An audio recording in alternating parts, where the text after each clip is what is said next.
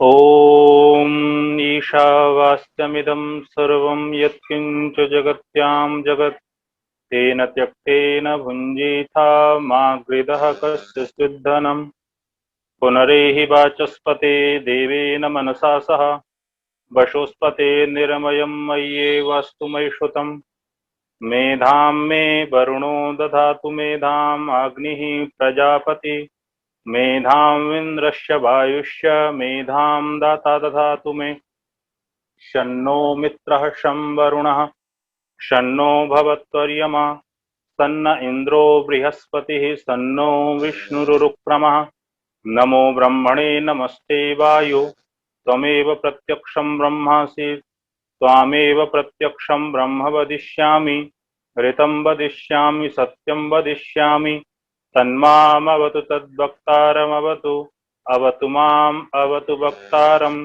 ओम शांति शांति शांति। आज के इस समारोह में अपने आशीराशी, अपनी उपस्थिति और अपने ज्ञान से हम सबका मार्गदर्शन कर रहे आर्य समाज के यशस्वी और सर्व स्वीकार्य सर्व मित्र के रूप में संन्यस्त पद को सुशोभित कर रहे पूज्यपाद स्वामी प्रणवानंद जी महाराज, जिनके 75वें जन्मोत्सव के अवसर पर संस्था ने यह सुंदर सा समायोजन वेद की ज्योति को घर घर तक पहुंचाने का प्रयास किया है, ऐसे पूज्यपाद स्वामी जी महाराज के चरणों में सादर वंदन करता हुआ और उनसे इस कार्यक्रम को अग्रसित करने की अनुमति प्राप्त करने की, उनसे कृपा पूर्वक उनका आशीर्वाद प्राप्त करना चाहता हूं।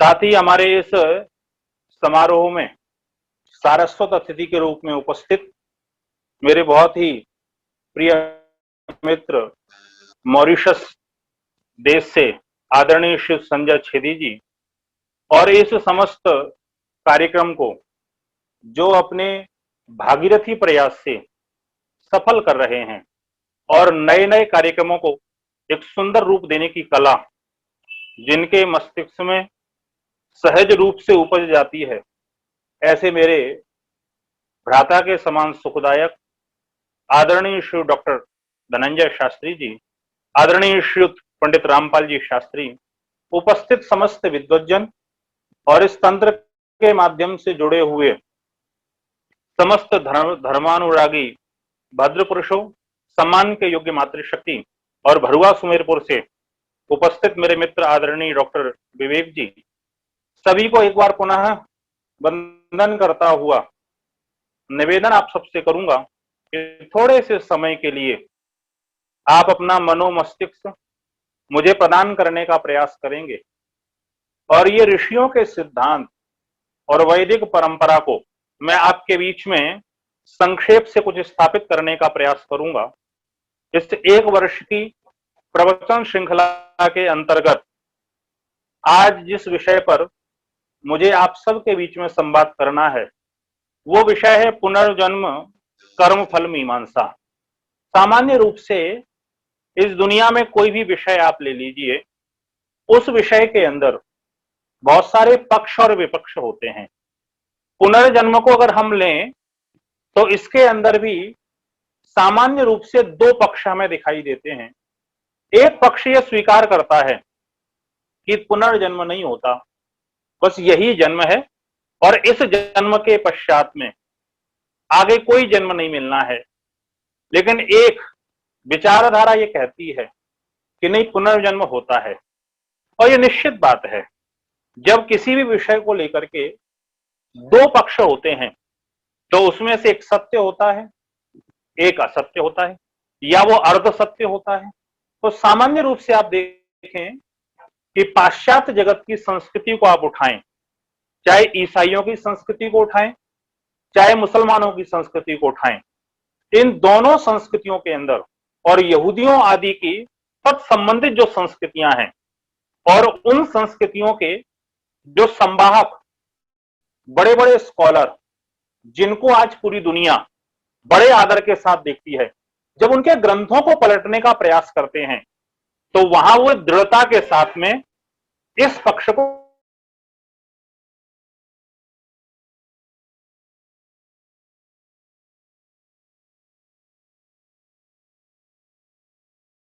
आवाज आ रही है मेरी? आ रही। हाँ जी। तो वो इस पक्ष को स्वीकार करते हैं बहुत दृढ़ता के साथ में कि एक ही जन्म मनुष्य का होता है और प्राणियों का एक ही जन्म होता है, दूसरा कोई जन्म नहीं है। और यही उनकी संस्कृति में सराबोर रूप से दिखाई देता है। चाहे आप सुकरात को देख लीजिए, चाहे आप अरस्तु को देख लीजिए, चाहे आप डेकार्ड को देख लीजिए, चाहे किसी भी उनके संस्कृति के संवाहक महापुरुष के ग्रंथों को आप देख लीजिए, वहां वो इस चीज की पुष्टता बड़ी दृढ़ता के साथ में करते हैं कि एक ही जन्म है और बस इसी जन्म में जो कुछ करना है कर लो। तो इसके कारण से आप उनके जीवन शैली को जब आप देखेंगे तो आपको यह अनुभव होगा, वो लोग जल्दी जल्दी प्रत्येक काम को संपन्न करना चाहते हैं और उनका यह मानना है कि दुनिया के अंदर जितने बौद्धिक संसाधन है उसको इसी जन्म के अंदर भोगना है और इसके कारण भोग की गति उनके यहां बहुत तीव्र होती है। आपको एक छोटा सा उदाहरण देता हूं, बड़ा रोचक सा आपको लगेगा। सामान्य रूप से आप देखेंगे आज हमारे घरों में भी एक किचन के अंदर बहुत छोटी सी चीज लेकिन सबके लिए आवश्यक वस्तु के रूप में वो स्वीकार की जाने लगी है, जिसको मिक्सी के रूप में हम जानते हैं। मिक्सी का अंतिम प्रोडक्ट अगर हम देखें तो आपके सामने ये आएगा कि मिक्सी पीसने का काम करती है। आप चाहे मसाला पीस लीजिए, चाहे चटनी पीस लीजिए, चाहे उसके अंदर दाल पीस लीजिए, कोई भी चीज आपको पीसना है तो आप मिक्सी के अंदर पीस सकते हैं। पाश्चात्य जगत के लोगों ने पीसने के लिए मिक्सी बनाई। तो आप ये सोच करके देखिए कि जब भारतीय संस्कृति के अंदर और हमारी प्राचीन परंपरा में क्या हम लोग चटनी नहीं पीसा करते थे? क्या हम लोग मसाला नहीं पीसा करते थे? या हमारे पास में दाल पीस करके हम मंगोड़े आदि नहीं खाया करते थे? पीसने के साधन हमारे पास भी थे। हमारे पास मिक्सी चाहे उस समय नहीं थी, लेकिन हमारे पास पीसने के साधन हमारी संस्कृति के संवाहक लोगों ने जो खोजे वो उन्होंने सिलबट्टा खोजा। आप सोच करके देखिए, मिक्सी के अंदर भी पीसने का काम है, सिलबट्टे के अंदर भी पीसने का काम है। मिक्सी में जल्दी पिस जाता है क्योंकि उनको हर काम में जल्दी होती है, उनको हर काम जल्दी करना होता है और कारण उसका यह है कि उनके पास केवल एक जन्म है और इसी जन्म के अंदर दुनिया के सारे भोगों को भोगना चाहते हैं। लेकिन हमारे ऋषियों ने कहा कि तुम्हारा एक जन्म नहीं है, कितने जन्म तो तुम ले चुके हो और आगे कितने लोगे इसका भी कोई पता नहीं है। जब तक तुम्हारी मुक्ति नहीं होगी, मोक्षावस्था को तुम प्राप्त नहीं होगे, तब तक यह जन्म मरण जन्म मरण जन्म मरण चलता रहेगा। लेकिन उन्होंने कहा नहीं, एक ही होगा। तो उनकी खोजें भी इसी प्रकार की हैं। चाहे वाहनों को देख लें, चाहे उनके संसाधनों को देख लें, चाहे उनके जीवन शैली को देख लें, उन लोगों ने जितनी खोजें की, उनकी जितनी दृष्टि है वो सारा दृष्टिकोण तीव्रता को लेकर के है। लेकिन हमारा दृष्टिकोण जो है वो स्थायित्व को लेकर के है। तो मैं निवेदन आपसे कर रहा था कि उनके यहां केवल इसी जन्म की स्थिति है कि बस यही जन्म है, इसके आगे कोई और जन्म नहीं होने वाला है। लेकिन हमारी वैदिक संस्कृति, हमारी भारतीय संस्कृति, हमारी वैदिक परंपरा के संवाहक महान पुरुष एक बात कहते हैं और वो ये कहते हैं कि एक बात सोच करके आप देखिए कि ये शरीर जो हमें मिला है, क्या ये मुफ्त में मिला है या कर्मों के फल के कारण से मिला है?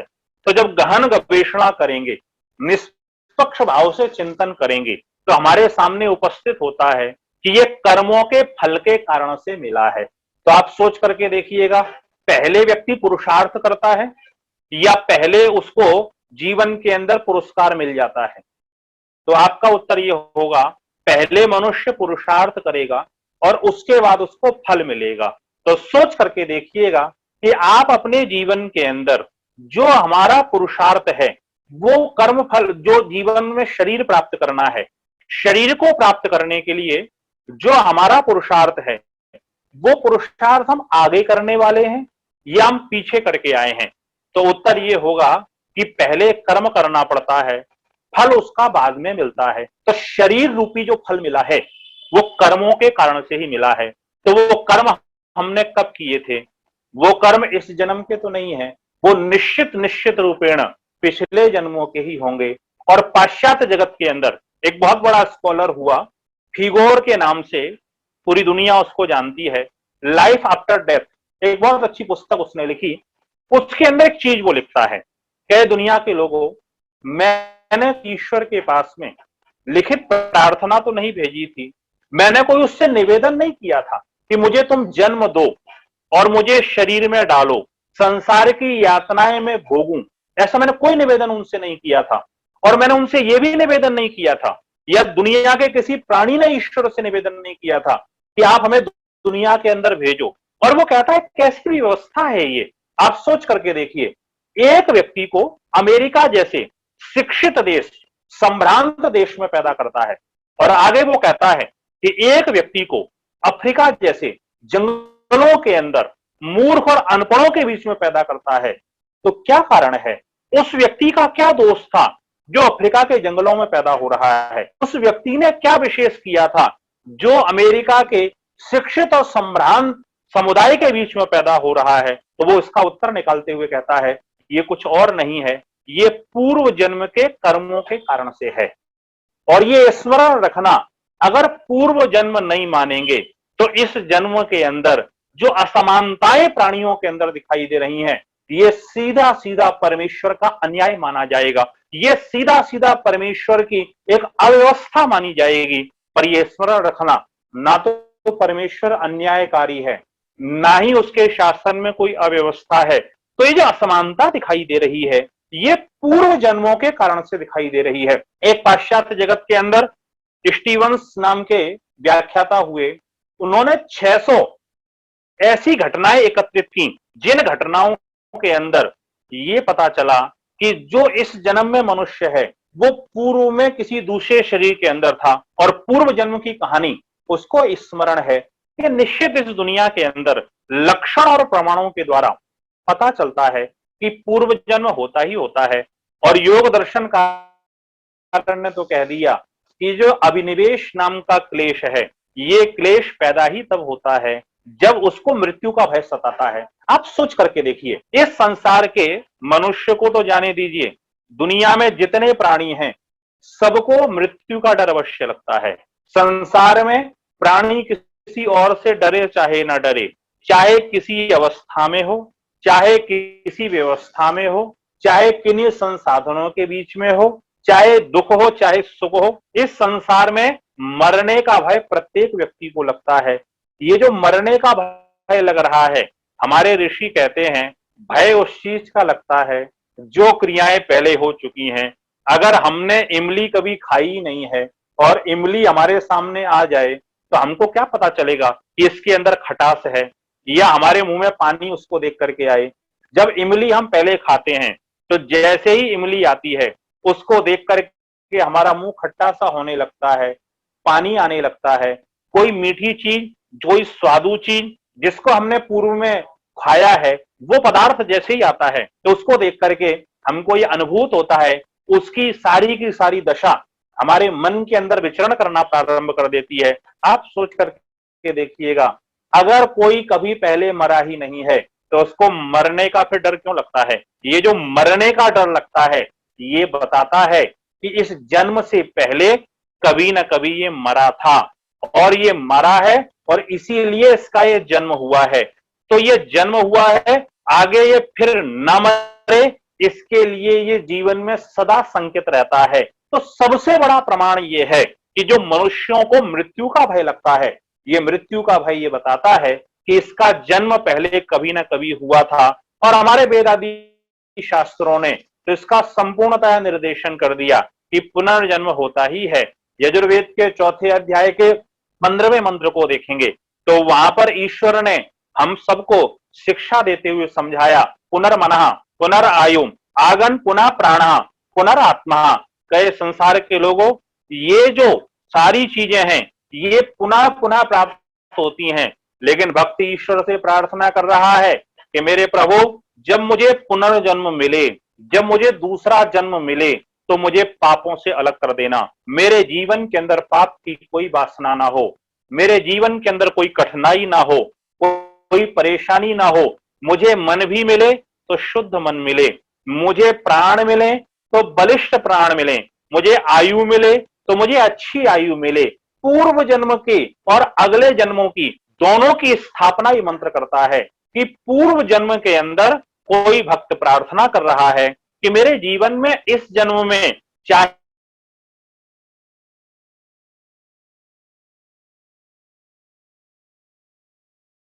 कमजोर गई, लेकिन हे मेरे प्रभु, मुझे अगले जन्म के अंदर जो है आप अच्छा शरीर देना, अच्छे प्राण देना, अच्छा मन देना, अच्छे इंद्रियां देना। ये सारी की सारी व्यवस्था ये दर्शाती है कि हमारा पुनर्जन्म भी होता है और हमारा आगे जन्म भी होने वाला है। आचार्य यास्क ने निरुक्त में सुंदर सा विवेचन किया, मृतश्चाहम पुनर्जातो जातश्चाहम पुनर्मृतः। इस दुनिया के अंदर मैं कई बार जन्म हो लिया, कई बार मैं मरा। जब मैंने जन्म लिया तो मैं मृत्यु की ओर अग्रसर हो गया, जब मेरी मृत्यु हुई तो मेरी जन्म की ओर मैं अग्रसर हो गया। और उसके साथ साथ में आगे वो कहते हैं नाना योनि सहस्त्राणी मयोषितानी, यानी भाई मैंने अनेकों योनियों को प्राप्त किया, अनेकों मेरी माताएं हुई। और वो कहते हैं आहारा विविधा भुक्ता, मैंने अनेकों जन्मों में अनेकों प्रकार के आहारों को मैंने खाया और पीता नाना विधा स्तनः, अनेक माताओं के स्तनों से मैंने दुग्ध का पान किया। जिस जिस योनि में गया उस योनि की माता के स्तनों का मैंने पान किया। मातरा विविधा दृष्टा, अनेकों माताएं मैंने देखी। और पितरा सुहृदस तथा, और मैंने अपने मित्र और अनेकों पिताओं को मैंने देखा। ये आचार्य यास्क निरुक्त में वर्णन करते हैं कि अनेकों जन्म मेरे हुए और उसके परिणाम स्वरूप ये सारी की सारी स्थितियां मेरे जीवन के अंदर हुई। योग दर्शन के अंदर महर्षि व्यास और महर्षि पतंजलि इस बात की बहुत प्रबलता से पुष्टि करते हैं और वो कहते हैं क्लेश मूल कर्माशयो दृष्टा दृष्ट जन्म वेदनीय। दो प्रकार के जन्म हैं, एक दृष्ट जन्म है और एक अदृष्ट जन्म है। दृष्ट जन्म का तात्पर्य ये जीवन और अदृष्ट जन्म का तात्पर्य आने वाला जीवन या जिस जीवन को हमने देखा नहीं है। तो यह स्पष्ट निर्देश है कि मनुष्य अपने जीवन के अंदर या संसार का कोई भी प्राणी है वो केवल एक जीवन एक जन्म के लिए इस दुनिया में नहीं है, उसने कितने ही जन्मों को भोगा है और आगे बहुत सारे जन्मों को भोगने वाला है। और बहुत सुंदर सा विवेचन न्याय शास्त्र के अंदर और न्याय शास्त्र के सूत्र का व्याख्यान करते हुए और उस सूत्र के अंदर वो प्रेत्याभाव को बताने का प्रयास कर रहे हैं कि ये प्रेत्याभाव क्या होता है। तो वो कहते हैं पुनरुत्पत्ति प्रेत्याभाव, कि एक जन्म हुआ उसके बाद मृत्यु हुई और मृत्यु के बाद में जब दूसरा जन्म होगा उसी को शास्त्र में प्रेत्याभाव कहते हैं। ये जो प्रेत्याभाव की बात को दर्शाते हुए गौतम ऋषि वहां निर्देशित कर रहे हैं कि दूसरा हमारा जन्म होता ही होता है। और एक बहुत सुंदर सा वो उदाहरण देते हैं कि ये पुनर्जन्म कैसे हम स्वीकार करें। तो वो कहते हैं प्रत्याभ्यास कृतात् स्तनाभिलाषात्। आप छोटे से बच्चे को देखेंगे, मां उसको जैसे ही अपने सीने से चिपकाती है वो स्तनों का पान करना प्रारंभ कर देता है। सोच करके देखिए, उसको ये स्तनों का पान करवाना किसने सिखाया, कहां से उसको ये पता चला कि इन स्तनों के अंदर दूध होता है और इसका पान मुझे अपने जीवन के अंदर करना चाहिए। ये पूर्व जन्मों के संस्कारों के कारण से ही उसको ये पता चलता है कि ये स्तन है, इसका पान करने से मेरी क्षुधा की निवृत्ति होगी। तो वो कहते हैं कि ये जो बालक के अंदर बिना सिखाए मां के स्तनों को देख करके उसके पान करने की जो प्रवृत्ति होती है ये पूर्व जन्म के कारण से ही होती है। गीता के अंदर योगीराज कृष्ण ने इसको स्पष्ट करते हुए कहा, अनेक जन्म संसिद्धस्तो याति परमाम गति, कि मनुष्य जीवन के अंदर मोक्ष की गति को एक जन्म में प्राप्त नहीं कर सकता है। या तो आप उनकी पद्धति को स्वीकार करें तो वहां सीधा सीधा ये है कि आप जीवन में चाहे कितने पाप रूप कर्म करें, जीवन के अंदर चाहे कितने गलत काम करें, केवल एक बार कान पकड़ करके या तौबा माफ करना मुझसे या अल्लाह खता हो गई, इतने में आपकी निवृत्ति हो जाएगी। मोहम्मद पर ईमान आ गया, कुरान पर ईमान आ गया और उस इस्लाम धर्म पर ईमान आ गया तो आपकी मुक्ति निश्चित हो जाएगी। कोई पूरे जन्म में कितने ही अच्छे काम करता रहे लेकिन अगर उनके धर्मों में, उनकी मान्यताओं में ईमान व्यक्ति का नहीं आया तो निश्चित रूपेण उस व्यक्ति को इस दुनिया के अंदर वो ये मानते हैं कि ये गलत व्यक्ति है।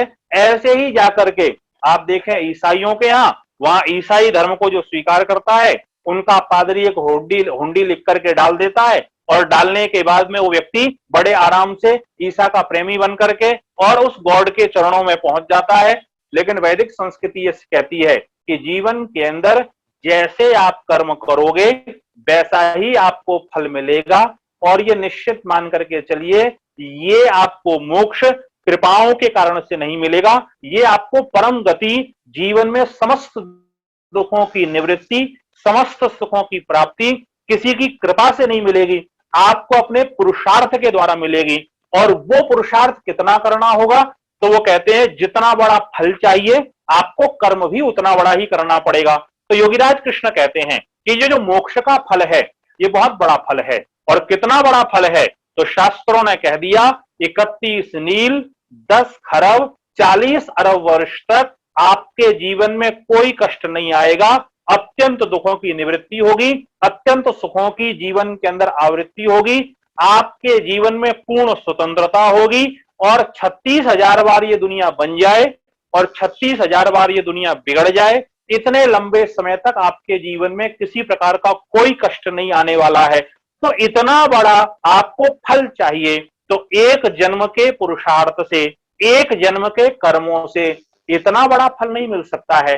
परमेश्वर पूर्ण न्यायकारी है, इसलिए एक जन्म के कर्मों के परिणाम स्वरूप इतना बड़ा फल नहीं देगा।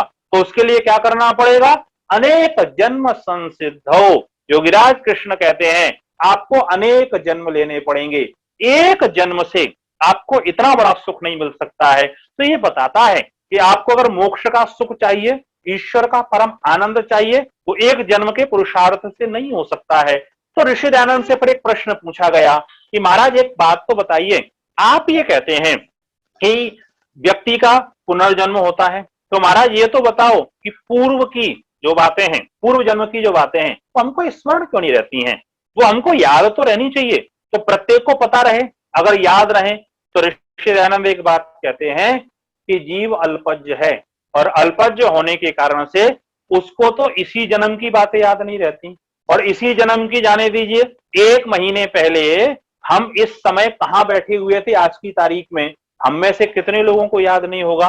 मनुष्य ने प्रातःकाल क्या खाया, एकदम से उससे पूछ दीजिए तो सायंकाल उसको बताने में परेशानी हो जाती है।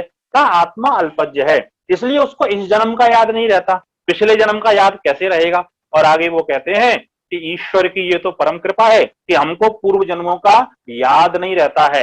अगर वो याद रहना प्रारंभ हो जाए तो इस संसार में इतनी अव्यवस्था हो जाएगी जिसकी हम कोई परिकल्पना नहीं कर सकते हैं। फिर इतने विवाद पैदा हो जाएंगे, कोई पूर्व जन्म में कहीं पैदा हुआ था, आज किसी दूसरे घर में पैदा हो गया, वो अपना हिस्सा लेने के लिए वहां पहुंच जाएगा, लड़ाई झगड़े बितंडे कितने बढ़ जाएंगे। और सबसे बड़ी चीज ये है कि सारे और अव्यवस्था की स्थिति पैदा हो जाएगी। इसलिए परमेश्वर की कृपा है कि उसने पूर्व जन्म का हमें कुछ भी स्मरण नहीं रखा है। और सोच करके देखिएगा, अगर किन्हीं हमारे कर्मों के परिणाम स्वरूप हम दूसरी योनियों में गए और इस जन्म में आकर के हमको फिर मनुष्य का जन्म मिल गया और हमको पूर्व जन्मों का याद रहे, किसी जन्म में मान लो हम सूअर बने थे और वो हमें स्मरण रहे, तो हम भोजन करने जैसे ही बैठेंगे तो हमें ये याद आएगा कि जब हम उस योनि में थे तो हम क्या भोजन किया करते थे। तो व्यक्ति जीवन के अंदर फिर स्वस्थता और प्रसन्नता पूर्वक जीवन का यापन कर ही नहीं सकता है। इसलिए ईश्वर ने पुनर्जन्म को जो विस्मरण की परंपरा बनाई वो एक अत्यधिक श्रेष्ठ परंपरा है। तो निश्चित मान करके चलिए, आप अपने जीवन के अंदर देखेंगे तो उससे आपको स्वतः लगेगा आपके कर्मों की व्यवस्था, इस संसार की स्थिति, प्राणियों के जन्म और उत्पन्न होने की स्थिति, अरे उस आत्मा का क्या दोष है जिसको सुअर की योनि में भेजा गया, और उस आत्मा के जीवन के अंदर क्या विशेषता है जिसको मनुष्य का चोला मिला। सोच करके देखिए, एक व्यक्ति सामान्य परिवार के अंदर पैदा होता है जिसके जीवन के अंदर जब भी भूख लगती है तो कोई खाने की वस्तुएं नहीं मिलती हैं, उसको संसाधन उपलब्ध नहीं होते हैं। और एक व्यक्ति के जो ऐसा है, जन्म भी हुआ नहीं, गर्भ के अंदर आया है, उसके व्यवस्थाएं इतनी विशेष बनना प्रारंभ हो जाती हैं। ये सारा किस कारण से है? ये कर्मों के कारण से है, और वो इस जन्म के कर्म के कारण से नहीं है, पूर्व जन्म के कर्म के कारण से है। तो कर्म व्यवस्था और पुनर्जन्म व्यवस्था ये एक दूसरे के पूरक हैं। ये सिद्ध करते हैं कि आपके विशेष कर्मों के कारण से आपके जन्मों की व्यवस्था होती है। तो इसलिए पुनर्जन्म को वैदिक परंपरा के आधार पर, तर्कों के आधार पर, प्रमाणों के आधार पर हमें स्वीकार करना ही पड़ेगा। ये संक्षेप से थोड़ी मैंने कर्म फल जब पुनर्जन्म व्यवस्था के बारे में भागते भागते बताया। क्योंकि मेरे विषय जो है दो विषय हैं, और चूंकि दो विषय हैं तो थोड़ा सा मैं कर्मफल व्यवस्था पर आपके बीच में कुछ विचार प्रस्तुत कर दूं। पूछा गया शास्त्रकारों से कि ये कर्म किसको कहेंगे, तो वो कहते हैं यत् क्रियते तत्कर्म। ये कर्म क्या है? तो ऋषि दयानंद ने आर्य उद्देश्य रत्नमाला के अंदर कर्म की परिभाषा लिखते हुए कहा कि जो मन, इंद्रिय और शरीर से जीव चेष्टा विशेष करता है उसी का नाम कर्म होता है। हम जिस समय अपनी इंद्रियों को, अपने मन को और अपने शरीर को, इन तीनों का सामंजस्य बना करके आत्मा की प्रेरणा से जब कोई कार्य करते हैं, शास्त्र उसी को कर्म कहता है। तो इन कर्मों का विभाजन कर दिया कि दुनिया के अंदर तीन प्रकार के कर्म होते हैं, और शास्त्रकारों ने इन कर्मों को अलग अलग प्रकार से, अलग अलग इनकी संख्याओं को भी दिखाने का प्रयास किया। तो कहा कि एक शुभ कर्म होते हैं, एक अशुभ कर्म होते हैं, और एक मिश्रित कर्म होते हैं। कुछ कर्म ऐसे होते हैं जो कि शुभ होते हैं, सबके कल्याण के लिए किए जाते हैं। उनको करने से करने वाले का भी कल्याण होता है और अन्यों का भी कल्याण होता है।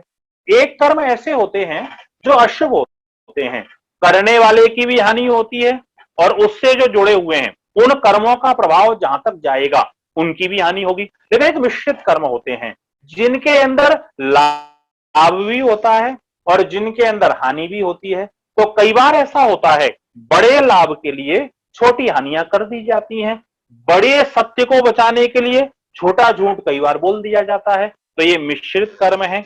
लेकिन आप ये स्मरण रखना, कई मनुष्यों ने कहा कि हम कर्मों की विवेचना में पड़े ही क्यों, काय को हम शुभ अशुभ मिश्रित इन सारी विवंडरों में पड़े, हम तो कर्म करेंगे ही नहीं, हम तो बिल्कुल निठल्ले होकर के रहें। और क्योंकि उन्होंने कह दिया अजगर करे न चाकरी, पंछी करे न काम, दास मलुका कह गए सबके दाता राम।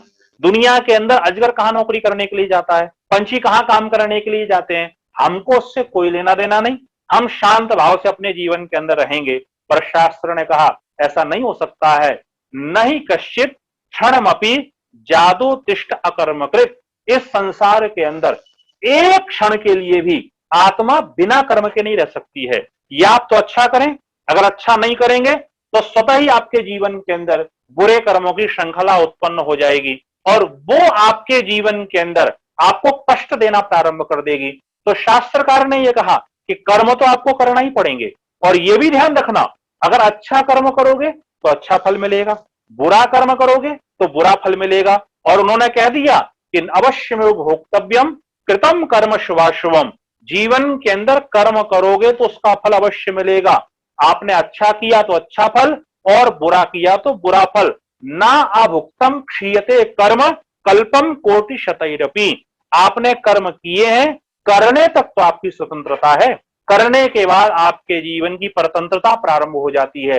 बिना भोगे उसको जीवन में कभी नहीं बच सकते हैं। इसलिए सोच करके मैं कर्म करूंगा, उसका फल मुझे ही भोगना पड़ेगा, इसलिए मैं अच्छा ही कर्म करूं। और ये याद रखना, चाहे 7 समुंदर पार हम छुप करके बैठ जाएं कर्म करने के बाद। और शास्त्रकार महर्षि व्यास ने लिख दिया महाभारत के अंदर, यथा धेनु सहस्त्रेषु वत्सो विंदति मातरम।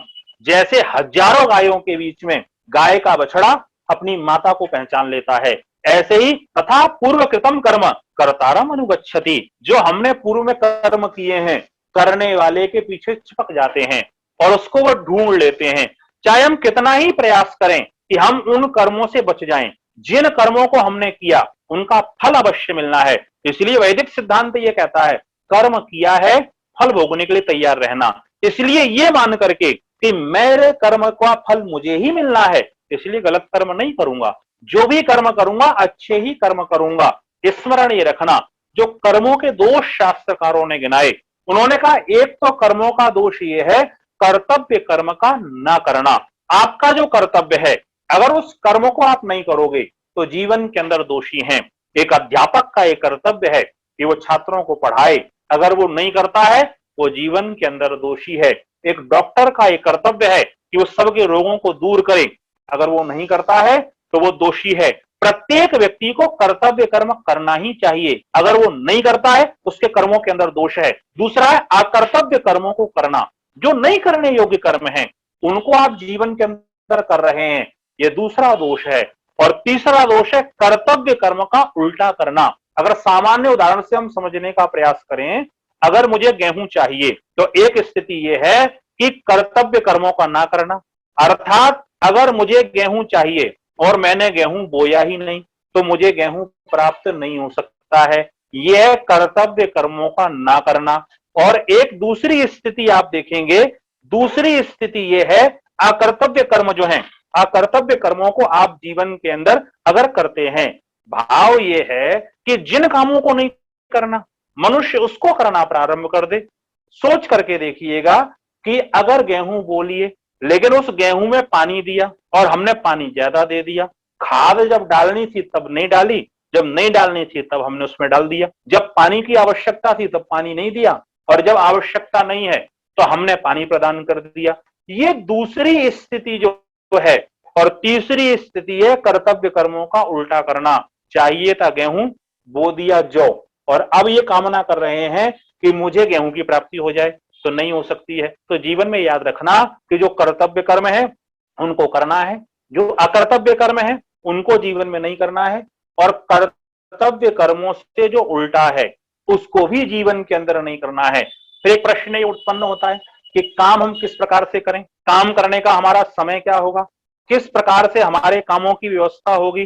तो कुछ लोगों ने समाज के अंदर एक विवेचना कर दी, उन्होंने कहा काल करे सो आज कर, आज करे सो अब, कल में प्रलय होएगी, बोहरी करेगा कब। कल का काम आज कर लो, आज का काम अभी कर लो, क्योंकि दुनिया में कब चलना चलना हो जाए कोई पता नहीं है। लेकिन कुछ समझदार लोगों ने कहा नहीं, आज करे सो काल कर, काल करे सो परसों, इतनी जल्दी का पड़ी, अभी डरे हैं बरसों। आप जल्दी जल्दी मत करो, आराम से करो, दुनिया में बहुत दिन जीना है। कुछ ने कहा शुवश्य शीघ्रम, कुछ ने कहा जल्दी का काम शैतान का। अब ये समझ में नहीं आया कि काम कब करें, तो ऋषि दयानंद ने फिर एक अमर वाक्य दिया। उन्होंने कहा देखो काम ना जल्दी करो ना काम देर में करो, तो काम कब करें, तो उन्होंने एक परिभाषा दी। और आर्य समाज का 5वां नियम लिखते हुए मेरा ऋषि अमर वाक्य देता है कि काम कैसे करें और कब करें। तो वो कहते हैं सब काम धर्मानुसार, अर्थात सत्य और असत्य को विचार करके करने चाहिए। दुनिया में जितने काम हैं जल्दी और देर मत देखना, वहां ये देखना कि काम सत्य है या असत्य है। अगर काम सत्य है तो चाहे देर से करोगे तो भी सुख देगा, और चाहे जल्दी करोगे तो भी सुख देगा। और काम असत्य है, गलत है, अधर्म के अनुकूल है, तो वो काम चाहे जल्दी कर लो तो भी दुख देगा और देर में करोगे तो भी दुख देगा। ऋषि कहते हैं जल्दी या देर का चक्कर मत देखो, ये देखो कि जो काम आप कर रहे हो वो सत्य के अनुकूल है या वो असत्य के अनुकूल है। अगर सत्य के अनुकूल है तो उस काम को आप करना प्रारंभ कर दीजिए, और जो असत्य के अनुकूल है उस काम को आप छोड़ने का प्रयास कीजिए। जब आप काम अपने जीवन के अंदर करें तो ये स्मरण रखिएगा कि जो आपका क्रियमाण कर्म चल रहा है उस क्रियमाण कर्म के आधार पर आपका प्रारब्ध बनना है, और उसी के आधार पर जो आपके संचित कर्म है, अर्थात हमने कोई काम किया उस काम के आधार पर हमारा संचित हुआ, हमने अच्छा किया अच्छे का संचय हुआ, हमने बुरा किया बुरी चीजों का संचय हुआ, और जब वो संचित हो गया तो उसके आधार पर ही हमारा प्रारब्ध बनने वाला है। अच्छे के आधार पर अच्छा बनेगा और बुरे के आधार पर बुरा बनेगा। इसीलिए योगीराज कृष्ण ने यह समझाते हुए कह दिया कि ये स्मरण रखिएगा आपके जीवन के अंदर कर्मों की 4 प्रकार की स्थिति आएगी। एक आपके कृष्ण कर्म होंगे, एक आपके शुक्ल कर्म होंगे, एक आपके शुक्ल कृष्ण कर्म होंगे, एक आपके अशुक्ल कृष्ण कर्म होंगे। तो आपको करना क्या है, ना तो कृष्ण कर्म करने हैं और कोशिश ये करना कि अशुक्ल अकृष्ण कर्म भी नहीं करने हैं, और कोशिश ये करना शुक्ल और कृष्ण है तो थोड़े बहुत हो जाएं कोई बात नहीं, लेकिन विशेष रूप से जीवन में शुक्ल कर्मों को करना, जीवन में अच्छे कर्मों को करना। जब आप कर्म करने के लिए चलोगे तो प्रत्येक मनुष्य जीवन में अनुभव करता है, कुछ कर्म ऐसे होते हैं जिनमें आपका मन अपने आप लग जाता है, आपको मन लगाना नहीं पड़ता है। लेकिन कुछ कर्म ऐसे होते हैं जिनमें आपको अपने मन को जबरदस्ती लगाना पड़ता है। जिन कर्मों में आपका मन अपने आप लग जाए उसको शास्त्र मनोरंजन कहता है। वो मनोरंजन किसी के जीवन का कोई विशेष लाभ करने वाला नहीं होता है। आप जीवन में करें क्या, ऐसे कर्मों को करें जिन कर्मों में आपको अपने मन को जबरदस्ती लगाना पड़ता है। आप जब कर्म करेंगे तो कुछ कर्म ऐसे होंगे, कई बार मनुष्य कहता है कि हमने शास्त्र नहीं पढ़े, हमने ग्रंथों का अध्ययन नहीं किया, हमने आचार्यों की चरण शरण में बैठ करके ज्यादा उपदेश नहीं लिया, तो हमको कैसे पता चले कि कौन से काम अच्छे हैं, कौन से काम बुरे हैं, किन कर्मों का क्या फल मिलना है। तो ऋषि दयानंद ने एक बहुत साधारण सी एक बात सबको समझा दी और उन्होंने कहा इसके लिए आपको कोई शास्त्र की आवश्यकता नहीं है, इसके लिए आपको कोई गहन चिंतन की आवश्यकता नहीं है। केवल इतना देख लीजिए, जिन कामों को करने में आपको भय, लज्जा और शंका हो वो कर्म कभी मत करना, और जिन कामों को करने में आपको उत्साह, प्रसन्नता, उमंग हो उन कामों को सदा अपने जीवन के अंदर करते रहना। मनुष्य बस इतना कर ले, प्रत्येक मनुष्य को पता है कि कौन से सत्य काम है, कौन से असत्य काम है, लेकिन हठ, दुराग्रह और स्वार्थ के कारण से मनुष्य असत्य की ओर झुकना प्रारंभ हो जाता है। यह सदा स्मरण रखना कि आपको अपने जीवन के अंदर जब कर्म करें तो जो कर्म प्रारंभ में सुखदायी हो लेकिन उनका समापन अगर दुखदायी है तो उन कर्मों को कभी मत करना। कुछ कर्म ऐसे होंगे कि आप मात्रा में करेंगे तो सुखदायी होगा, और मात्रा से बाहर कर दिया, एक रसगुल्ला खाओ बहुत सुखदायी, 2 खाओ अच्छा लगेगा, 3 खाओ अच्छा लगेगा, और आप 100 खा लो तो क्या होगा, जो पहला रसगुल्ला आपको सुखदायी था मात्रा से बाहर हुए तो वो दुखदायी हो गया। दुनिया में कुछ कर्म ऐसे हैं जो प्रारंभ में आपको सुखदायी होंगे लेकिन उनका समापन बड़ा कष्टकारक होगा। कुछ कर्म ऐसे होंगे जो आपको मात्रा में सुखदायी होंगे, मात्रा से बाहर आपको दुखदायी हो जाएंगे। लेकिन एक तीसरे प्रकार के कर्म होंगे जो प्रारंभ में आपको भले ही दुख दे दें लेकिन उसका समापन जो होगा ना वो बड़ा सुखकारक होगा। इसलिए ऐसे कर्मों को अपने जीवन के अंदर करना जो प्रारंभ में कष्टकारक हो उसकी कोई चिंता मत करना, लेकिन उनका समापन सुखदायी होना चाहिए, उसकी सदा अपने जीवन के अंदर चिंता करते रहना। और स्मरण रखना, ऋषि ने कह दिया जब आपके जीवन में पाप और पुण्य बराबर होंगे तो सामान्य मनुष्य का जन्म होगा। जब पुण्य कम होंगे, पाप अधिक होंगे, पशु आदि योनियों में जाना पड़ेगा। और जब आपके जीवन में जैसे जैसे पुण्य बढ़ते जाएंगे आपका जीवन वैसे ही सम्रांत, विद्वान, शास्त्रों से युक्त होता चला जाएगा, और अंत में जब आपके जीवन में सारे के सारे संपूर्ण कर्मों की, दुष्ट कर्मों की वासना समाप्त हो जाएगी तो आपके जीवन में परम मोक्ष की प्राप्ति हो जाएगी। लेकिन एक चीज का स्मरण रखना, ये कर्मों की जो गति है ना, ये गति बड़ी विचित्र है, और महर्षि व्यास जैसे व्यक्ति को भी लिखना पड़ा कि कर्म गतिर विचित्रा दुर्विज्ञा दुर्विज्ञान शेति। ये कर्मों की गति जो है ना ये बड़ी विचित्र है। लेकिन ऐसा नहीं है कि कर्मों की गति को हम संपूर्णतया नहीं जानते, थोड़ा थोड़ा उसके कर्मों की गति को प्रत्येक मनुष्य अपने जीवन के अंदर जानता है। मोटा मोटा ये जानना, जैसा करेंगे वैसा ही फल हमको प्राप्त होने वाला है। पूर्व में पुण्य कर्मों की अगर श्रेष्ठता आपके पास में है तो याद रखना, शास्त्रकार ने कहा बने रणे शत्रु जलाग्नि मध्य रक्षंती पुण्यानि पुरा कृतानि। आपके जीवन के अंदर आप रण में खड़े हुए हैं, आप वन में खड़े हुए हैं, शत्रु जल या अग्नि के बीच में खड़े हुए हैं, आपके पूर्व जन्म के जो शुभ कर्म हैं वो आपकी रक्षा निश्चित करेंगे, और हमारे जीवन के जो अशुभ कर्म हैं वो हमको पतन की ओर निश्चित लेकर के जाएंगे। इसलिए अपने जीवन के अंदर जहां हम नित्य कर्मों को करें, जहां हम नैमित्तिक कर्मों को करें, वहां हम काम्य कर्मों को भी जीवन के अंदर करने का प्रयास करें। शास्त्रकार से पूछा गया नित्य कर्म कौन से हैं, तो उन्होंने कहा जिन कर्मों को करने से पुण्य मिलता है, न करने से पाप लगता है, वो कर्म नित्य हैं। ये प्रत्येक मनुष्य को करने चाहिए। जैसे आप ईश्वर की उपासना करेंगे पुण्य मिलेगा, नहीं करेंगे पाप लगेगा। आप अपने जीवन के अंदर दूसरों का सहयोग करेंगे पुण्य मिलेगा, नहीं करेंगे पाप लगेगा। माता पिता गुरुजनों की आज्ञा का पालन सेवा करेंगे पुण्य मिलेगा, नहीं करेंगे पाप लगेगा। ये नित्य कर्म है, ये सबको करने चाहिए। लेकिन दूसरे प्रकार के नैमित्तिक कर्म है। नैमित्तिक कर्मों में ये होता है कि आप करो तो पुण्य नहीं मिलता, ना करो तो पाप नहीं लगता। अगर हमारे कपड़े गंदे हैं तो धोएंगे तो कोई पुण्य नहीं मिलेगा, नहीं धोएंगे तो कोई पाप नहीं लगेगा। कीचड़ में पैर चला गया, अब आपकी मर्जी है, जूता धोएं ना धोएं, धोएं तो पुण्य नहीं मिलेगा, नहीं धो तो पाप नहीं लगेगा। लेकिन नैमित्तिक कर्म है, करते हैं हम स्वच्छता का ध्यान रखते हैं, सब चीज करते हैं। लेकिन इन दोनों कर्मों के साथ साथ में शास्त्र कहता है काम में कर्मों को करना। काम में कर्म जीवन में आएगा तो देवत्व की प्राप्ति होगी, और देवत्व आपके जीवन के अंदर आपको सुखद बनाने का प्रयास करेगा। यज्ञ करेंगे वो काम में कर्म है, देवत्व देगा। आप सत्संग करेंगे, देवत्व आपके जीवन में आएगा।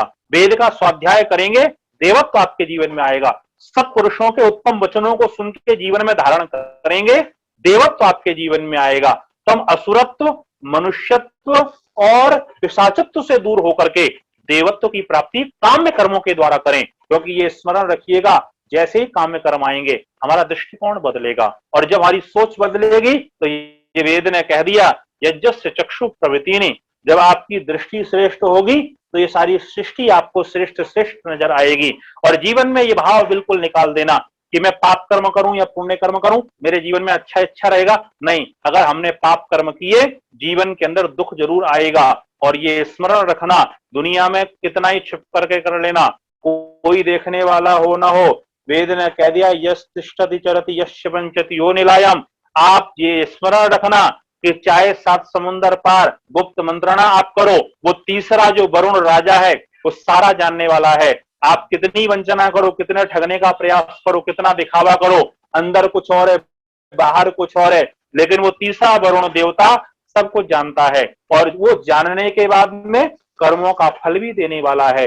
और वो आचार्य, राजा और न्यायाधीश है। और वो न्यायाधीश होने के साथ साथ में जो जैसा करेगा उसको वैसा फल देने वाला है। इसलिए अपने जीवन के अंदर ये स्मरण रखना, शुभ कर्मों को ही करना है। शास्त्र में कहा गया, गीता को जब पढ़ करके देखेंगे वहां 4 प्रकार के कर्मों की विवेचना आई। एक कर्म, एक अकर्म, एक विकर्म और एक सुकर्म। का कर्म वो है जो दूसरे के भले के लिए किए जाते हैं, दूसरे की उन्नति के लिए हम करते हैं।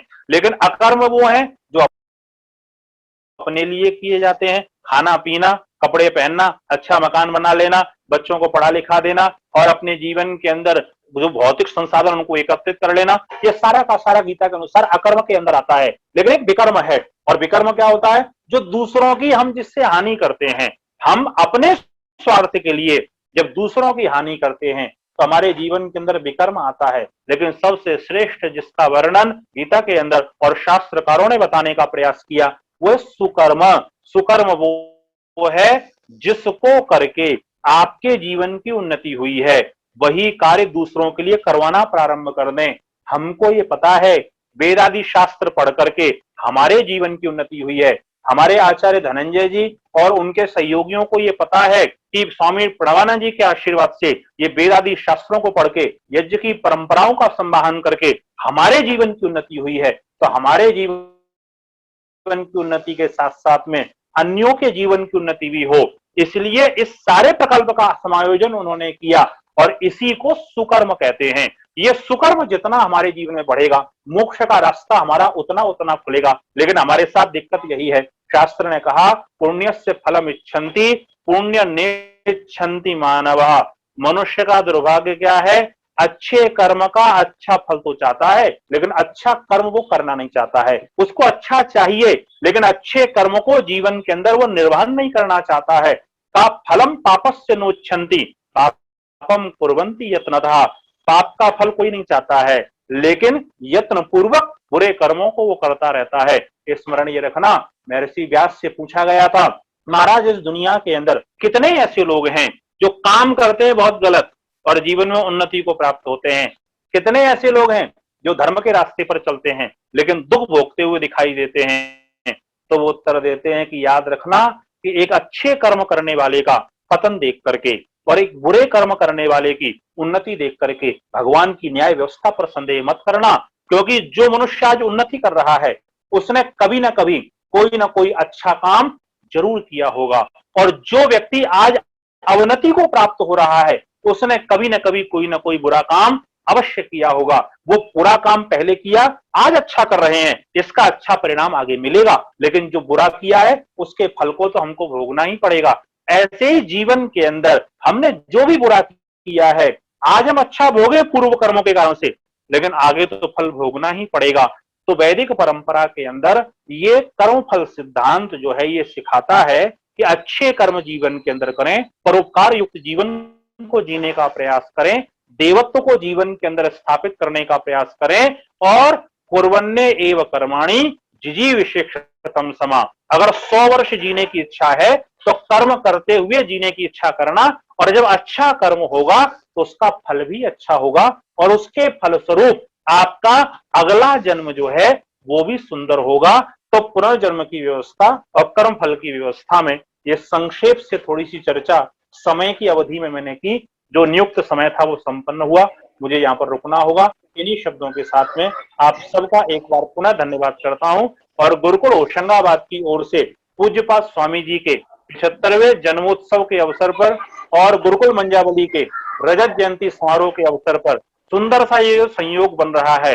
पूज्य स्वामी जी महाराज की हीरक जयंती और गुरुकुल की जो है रजत जयंती, दोनों का जो समायोजन है, तो मैं गुरुकुल होशंगाबाद की ओर से मैं पूज्यपाद स्वामी जी महाराज के चरणों में वंदन करते हुए और ईश्वर से यही प्रार्थना करूंगा कि हमारे इस विशेष सन्यासी को, जिनका आशीर्वाद आर्य जगत और संपूर्ण मानवता के ऊपर अवच्छिन्न रूप से आच्छादित हो रहा है, ऐसे सन्यासी को हमारे बीच में सदा रखना, जिससे हम सनाथ होकर के अच्छे कामों को कर पाए। और मैं ईश्वर से यही प्रार्थना करूंगा, क्योंकि हमारे यहाँ 100 वर्ष तो न्यूनतम माना गया है। हमारे यहाँ तो कहा है त्र्यायुषम जमदग्ने तस्य पश्य त्र्यायुषम यद देवेशु त्र्यायुषम तन्नो अस्तु त्र्यायुषम। पूज्यपाद स्वामी जी का तो हमें कम से कम 400 वर्षों तक आशीर्वाद चाहिए ही चाहिए। ईश्वर से हमारी प्रार्थना नहीं है, ये तो ईश्वर से हम लड़ करके लेंगे। और स्वामी जी को आप सबकी शुभकामना और ईश्वर की कृपा से उत्तम स्वास्थ्य प्राप्त हो, और वो अपने जीवन के अंदर शास्त्रों के काम में ऐसे ही संलग्न रहें। और गुरुकुल की उन्नति के लिए ईश्वर से मैं प्रार्थना करूंगा, और आचार्य जय कुमार जी को भी बहुत बधाई दूंगा कि वो सुंदर से गुरुकुल की जो संरचना संचालन अपने जीवन के अमूल्य क्षणों को समर्पित करके कर रहे हैं, तो उनका मैं बहुत विशेष धन्यवाद करता हूं। और पुनः एक बार अपने भ्राता आदरणीय डॉक्टर धनंजय जी का आभार करता हूं कि आप सबसे ये सम्मेलन करने का सुअवसर उन्होंने प्रदान किया। बहुत बहुत धन्यवाद, बहुत बहुत आभार। इति ओम शांति।